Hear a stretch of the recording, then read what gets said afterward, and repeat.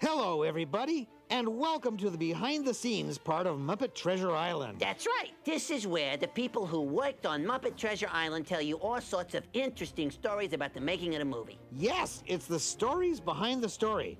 They also talk about what it was like to work with us. That's right. They especially love talking about my tail. What? Well, yeah. I hear it all the time. They say, it's a fabulous coming-of-age tale. A tale loved by generations of children. A classic tale of epic proportions. They're not talking about your tail. They're talking about the tale of Treasure Island. Yeah, but I thought we were going to tell the stories behind the stories. We are. Well, We're going to okay. tell those fine viewers out there some stuff they've never heard before. Oh, right. And some stuff, folks, that you may already know. Like, for instance, for starters, Treasure Island, the book, was written by Robert Louis Stevenson, that guy. Who would have been very happy to know we were going to film his little story. You mean his little tail? He didn't have a tail. He's a person. Oh. Dead men tell no tales. Okay, he was a person. Yes, but Muppet Treasure Island, the movie, well, that started with a director by the name of Brian Henson. The captain approaches. Careful, guys. I'm going to speak. Careful, the director is going to speak. Hoity-toy. I started directing when I was about 23. So I was probably 30 when I made Muppet Treasure Island. Mr. Errol, this voyage has begun. We toyed with a lot of ideas before deciding on Treasure Island. We knew we wanted to make another classic, like Christmas Carol was a classic Christmas story, and a story that people knew. We're on our way and off to see the world. On the way and off to see the world. Well, actually, I was very much a part of the idea of doing Robert Louis Stevenson. So they didn't come to me until I was actually a champion for Robert Louis Stevenson. Who's he, some kind of champion? No, he's one of the writers. What? I thought Robert Louis Stevenson wrote it all by himself. No, he wrote the book by himself. The three other guys wrote the movie. Jerry Jewell, Kirk Thatcher, and Jim Hart. Don't you read the opening credits? Well, I don't go to the movies to read. I go to the bathroom for that. And I said, God, let's do a rollicking movie with pirates and action and adventure. And what I loved about pirate films, and I've always loved them, is you get all the very disparate characters. And I thought, that's good for Muppets. Okay, I give Uncle, I'm dead. Writing for a Muppet movie, you're trying to think, God, we've got, 12, like 5 major characters and 12 supporting characters, and they all have to have, fun roles. Who hired this crew? This is undoubtedly the seediest bunch of cutthroats, villains, and scoundrels I have ever seen, so who hired them?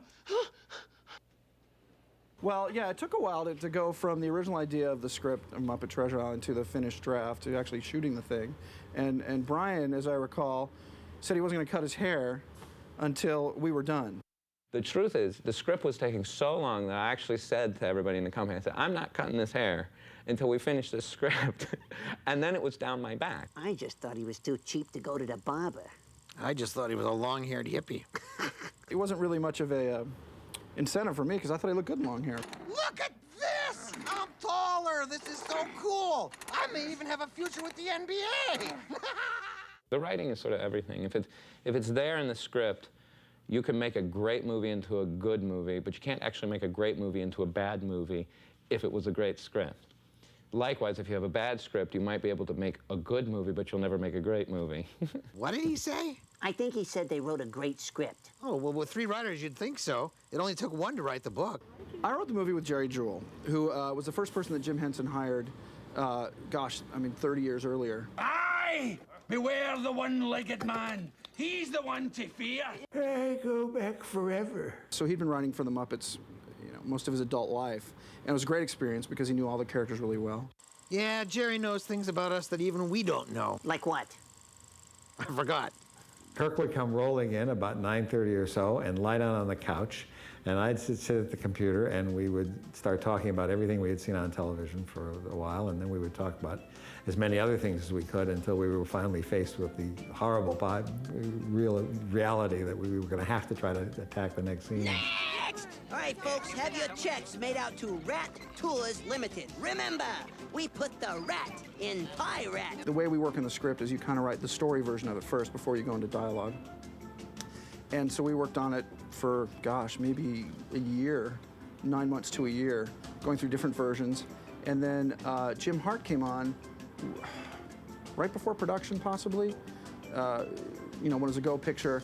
And he's written movies like Dracula, the Coppola's Dracula, and he did a Frankenstein film with Robert De Niro. I'm bad. And they're bad too, they're just stupid. In the beginning of Muppet creation. Hey, wait a second. He's talking about where Muppets come from. People don't want to know that. Yes, they do. Where did you come from? I came from the sewer. You're right. People don't want to know that. Initially, we had actually written Treasure Island with Gonzo and Rizzo as Jim and Hawkins. And we weren't going to actually have a Jim Hawkins in the movie. We were going to have Jim and Hawkins would be Rizzo and Jim would be Gonzo. And we had a very, very funny script. We were going to be the leads. What happened? Maybe they heard where you came from. It never really worked because ultimately, Treasure Island is a story about a boy becoming a man. Kind of hard to do that with a rat and a whatever. so we brought Jim Hawkins back in, and Kevin Bishop. We had a great actor to play Jim Hawkins. It just feels so weird. You mean that Mr. Arrow's dead? Yeah, that. Yeah. And my pants are filled with starfish. You and your hobbies. Oh. Rizzo! Jim, we've missed you. Climb in. And kept Gonzo and Rizzo as his sidekicks. Sidekicks? Sidekick? Oh, we get no respect. But we don't deserve any. What? Besides, Kevin was a good actor. Yeah, that's true. He was great. Especially to us sidekicks. Well, with the Muppets, the whole film, on screen and off screen, is just so funny. I mean, you can't really be serious when, I mean, it's hard. You have to say, right, let's get down to work, and we have to sort of kick ourselves to make ourselves, stop playing. We love to play, and the Muppeteers love to play too. You play? What do you mean you play? I'm an actor. What? I'm an actor. You're not a real pirate? No, what are you, crazy? He's not a real pirate. But who has the map now? Huh? Some black-hearted, squid-sucking buccaneer? Whew, talk about typecasting. The guy who played Billy Bones' name is Billy. Yeah, well, somebody should tell him to drop that phony accent already. I hold the map to Treasure Island, and I die very early in the script. I die on page 13. I had jokes die on almost every page. So that's what that smell was. I have 2 scenes with Gonzo, and it's like going to heaven for me. It's nae joking matter, hose nose. The one-legged man brings death. Doing a scene with Gonzo, I have to hold his nose and talk to him. And it's very, very difficult because when you hold Gonzo, when you hold Gonzo's nose, his expression goes like, and it's extremely difficult. His eyebrows go up and his eyes go, and it's awfully difficult to talk to him without cracking up. That's not a phony accent. He really is a Scot. I thought you said he was really a Billy. The best thing about directing a Muppet movie is that the crew gets very, very excited because it's completely different for them. And I think what people going into working on a Muppet movie think is they think it's going to be easier but fun. And then when they come onto a Muppet movie, what they find is it's actually enormously more difficult than 9 out of 10 films because every single shot's actually a special effect. Every shot is an illusion to try and create the illusion of a reality. What'd he say? Basically, he said that our reality is just an illusion created by special effects. No wonder I'm broke. I can't afford myself. Ah, there she is, the Hispaniola.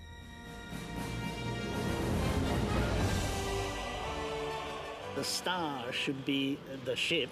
The ship was quite a challenge to do because I was trying to create a ship which will be more kind of friendly to Muppets and also accept humans. It's a huge gimbal rig, which is a universal joint with hydraulics underneath it. We built the ship sets, the full-size ones, on the gimbal. What's a gimbal? A tiny gumball? No. It's that thing the boat sits on that makes it move like it's on the ocean, which basically makes you want to toss your cookies. Oh. People didn't actually get seasick. I thought people were going to get seasick, so I made everybody take these seasick tablets. I don't remember what they're called again, but I made everybody take these seasick tablets, which of course made them all fall asleep. Oh, this is true. This is absolutely true. So it was actually, the other problem was Tim Curry was going to kill me because it was like the first scene that he's in the movie, and there he is, he can hardly stay awake to act. Allow me to introduce my pet lobster, Polly. Pieces of eight, pieces of eight. Raised him from a fingerling, I did. As fine a crustacean as a man could ask for. I remember thinking that this is a little peculiar. Oh, I hear that all the time. No, you are peculiar. I don't know whether you've taken Dramamine, but it doesn't do much for pace. That was a bad idea. In the end, it has a very realistic movement, but truthfully, you're not rolling with the water, so it doesn't actually make you seasick. Shots of the ship out on the ocean are all composites. We actually made a 12-foot ship, which is being composited on shots of the real ocean down in the Caribbean. And yeah, we sent Tom Smith, our visual effects producer on the movie, we sent him down with a little crew, and they got to shoot sunsets and sunrises off of a yacht. And we all got to sit in England and be jealous of them. Wait a minute, people got to go to the Caribbean in a yacht and watch the sunset? Yeah, they never got to ride the gimbal and get fake seasickness. Poor saps. Now untie me! And let's go find the treasure! Tim's very like a Muppet performer. He likes to be big, and he likes to be broad, and he likes to try and upstage to win. Upstage, lads! This is my only number. Now take Sir Francis Drake. The Spanish all despise him, but to the British he's a hero, and they idolize him. Well, I'll tell you, if you're competing with the Muppets, you better be pretty big. What's he talking about? Who can compete with these little furry creatures? Maybe he's referring to your nose. Everybody says, how does a Muppet performer get to be a star performer? And the truth is, it's a competition. We are not respectful of each other at all. Like, most actors are very respectful. Okay, they're front and center, and now we look at them. Muppet's completely different. If you can upstage and get the front stage, if you can get the attention, you win. Aren't you giving Rizzo a little more frame than me? No, give me a little more. Tim's the same kind of performer. And I think probably everybody feels like that, because, you know, the Muppets have carte blanche. You know, like kids, they can say what's on their mind. Right now, I'm somewhere between bedwetting and a near-death experience. You know, a lot of times when I'm being interviewed as Gonzo or Bunsen or somebody, I think it'd be a lot easier if we could just do this as ourselves. Well, that's wrong. It wouldn't be easier. No. Okay. We were doing a production number. Frank was playing Piggy, singing this song called Quanta Lagusta. And Jim and I were up in the balcony doing these two little female pigs who were sort of singing background vocals. And then during the instrumental break, mine brought up a trumpet and played a little solo. And while the solo was going on, I sort of had her dance around and kind of lean over the balcony railing backwards and play the trumpet up like that. And Jim was just cracking up because he knew that this was just going to upstage Frank terribly. And that's an example of the kind of silliness that we got up to. Yeah, it was encouraged too. We don't, you know, we had the backstage area on the Muppet Show, and I came in about the middle of the third season. I, you know, was doing all these background things, and Jim would just say, grab a puppet and get up there and do whatever you want to do, you know? And we would do all these ridiculous things up there. Yes. I mean, the point was, and he knew we were doing it, it was intentional. He wanted us to get up there and try to do puppets, you know, and do these, I'm not saying anything anymore. That's another thing. Idiots. You have to interview other people.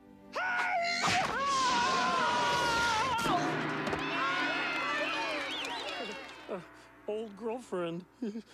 I like to challenge or upstage Frank Oz, who does Miss Piggy, probably the most. Get away, you stupid anteater! You spoiled my entrance! Oh, knock it off! He's actually a big tease. You know, he's got a big heart and he's a big tease. Just kidding. I think he enjoys when you give it back to him. Well, in this treasure island, we have pirates. What? They did? Forget it. In survival of the fittest, Frank wins. and he is that good. That's the similarity. Even Fozzie Bear, even though you don't think he's aggressive, he is actually aggressive in his timing and in his delivery. What are rich half-wit sons for? Even though he's all insecurity, he's steamrolling you. And Frank is actually the most gentle person, the most gentle, sensitive human being I know, but you put a puppet on his hand, he's the most aggressive guy you can imagine. And when he's puppeteering, don't be in his way. I just want you to know that I'm sorry. Sorry? No, sorry doesn't cut it. You left me standing at the altar! I don't think there's any doubt, really, that Miss Piggy has kind of rubbed off a tad on Frank. Because God knows Miss Piggy is a diva, but Frank isn't far behind him, I have to tell you. Bonsoir, mes amis. So this is an interesting question. Has the character of Frank Oz rubbed off on Miss Piggy? Or has Miss Piggy's character rubbed off on Frank? Which comes first, the chicken or the egg? I, for one, would like to know. You like the pose? Do it again. Mwah. Everybody up. Everybody up. The hardest thing probably physically is just keeping your arm up with a weight on the end of it. It's hard to put your arm over your head and put a weight there and then do hours of work a day. The arm's up in the air. It's a living. Yeah, it's about all we know how to do. No, it hurts. It can hurt. The longer you keep it up there, the longer it hurts. Then you're trying to hold the script in your head and watch a monitor, because that's the only way you can see what the character's doing. It's not like acting where you just feel the part. And the worst thing is having to hold absolutely rock steady, like we're working here. I mean, I'm holding this thing that doesn't weigh 4 ounces, you know, but I'm doing it like this, and my arm's a little bit twisted backwards. It's just a little bit hyperextended here, and it's absolutely steady. If he thinks holding your hand up in the air is hard, he ought to try having a hand up his... Back. Yeah, well, whatever. So it's a technical challenge, and really the good Muppet performers are so good at the technical side that they can forget it. Look, this is a chair. This is what we sit on. It's a little chair that goes like this, and this is adjustable for your head. We only just got this. Yeah. This is a new modern Muppet invention. But this is pretty good, except that this is too short. You see, you're supposed to sit on this part. It's only about 11 inches long. Yeah, so your tailbone hits about here. It's lousy. Yeah, it falls just off the edge. substandard. This is great. This part's not good. Used to be we had one, this part was good, but there was nothing up here and your head fell over. Yeah. No, it hurts. Okay, I'm starting to get a little creeped out. Yeah, me too. I don't think we're supposed to be seeing this. Yeah. Billy Bones, it's me, Blind Pew. With Blind Pew, he's being worked by 2 people, the same way that my father and Frank Oz used to do the Swedish Chef. Bill Barretta was doing the hands, and Jerry Nelson is doing the body. The reason why he did that, why they split it up that way, was because they knew there would be a certain comedy to a character that almost doesn't know what its hands are doing, because he's blind. I got cabin fever! I've got it too! Cabin fever!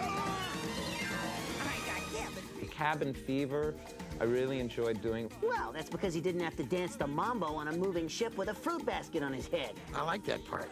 You would. Been stuck at sea so long that we have simply gone bananas.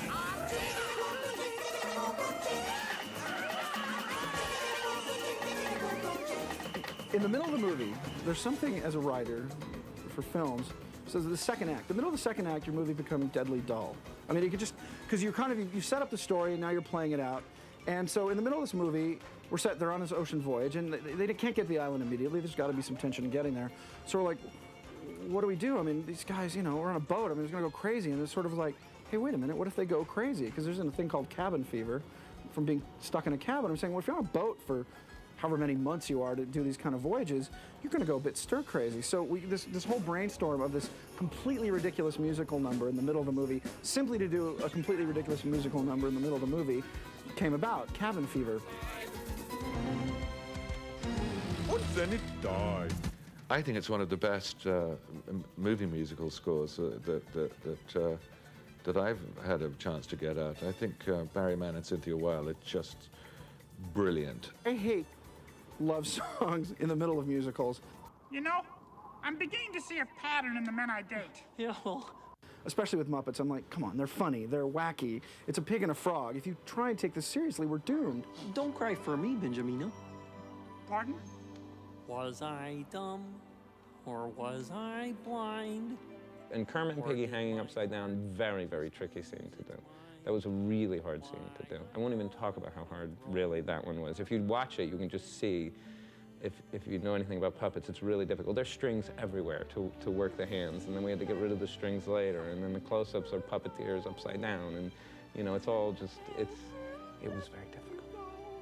But destiny could see we deserve to have another day. In terms of work, probably what I learned from my father was to trust people around me. And I think that's, because I think that he, you know what, he used to get so much excitement out of having an idea that was very clear. I mean, he knew exactly what he was planning on doing. And then what he loved to do was hire people around him who were very creative and then get them involved and then see how it changed, not protect it. He never protected his vision. He always let it move and shift with the creative people that he put around him, and then seeing what the result was, and the result would never be quite what you expected, and hopefully it would be a lot better than what you expected. So I learned from him to trust the production designers and lighting directors and camera operators and writers and all that, and performers that I had around me, to trust them and take their input and integrate it. And as a director, almost most importantly, was to figure out a way to integrate everybody's idea into a cohesive whole without it falling apart. You know, this whole quest, this whole adventure has been a spiritual journey in a way, because there's always more to what we do than just the comedy or the music. There's usually an underlying respect for human beings and a belief that Jim had that people were basically good, all that kind of thing. And that's present in just about everything we do. Mm-hmm. So I think that's probably what I learned most from him. Oh, that's nice. What? Oh, yeah.